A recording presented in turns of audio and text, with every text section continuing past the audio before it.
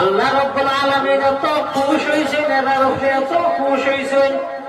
আল্লাহ রাব্বুল আলামিনের কোরআনে কারীমের মধ্যে একটা আয়াত নাযিল করে দিয়েছেন। আয়াত নাযিল করছেন, ইউসিরুনা আলা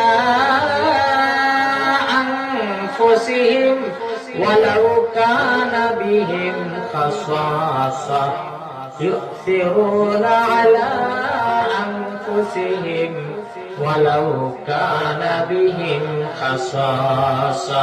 তারা নিজের তাকিয়া অন্যরে বেশি গুরুত্ব দেয়। ইউসিরুনা আলা আনফুসিহিম, অন্যরে অগ্রাধিকার দেন, মেহমানদের অগ্রাধিকার দেন, নিজে না খাইয়া হেনে খাওয়াইত্রা। ইউসিরুনা আলা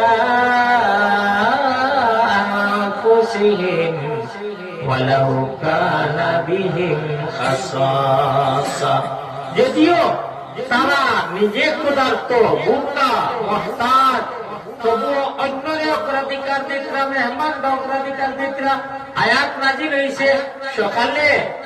এই সাহাবী গেছেন আল্লাহর নবীর দরবারও। আল্লাহর নবী দেখিয়া আসুন, আয়াত নাযিল হয়ে গেছে তো আল্লাহ নবী বুঝে গেছে।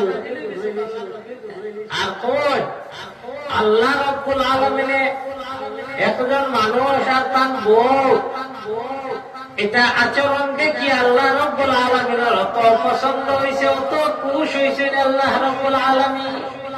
নিজে না খাইয়া মেহমানদের খাওয়াইতা, নিজে না খাইয়া যদি মসজিদ বাসানি লাগে, নিজে না খাইয়া যদি মাদ্রাসা বাসানি লাগে, নিজে না খাইয়াও যদি আমার দিন বাসানি লাগে, আমি দিন বাসাইতাম। সেই নবীর উম্মত আমরা।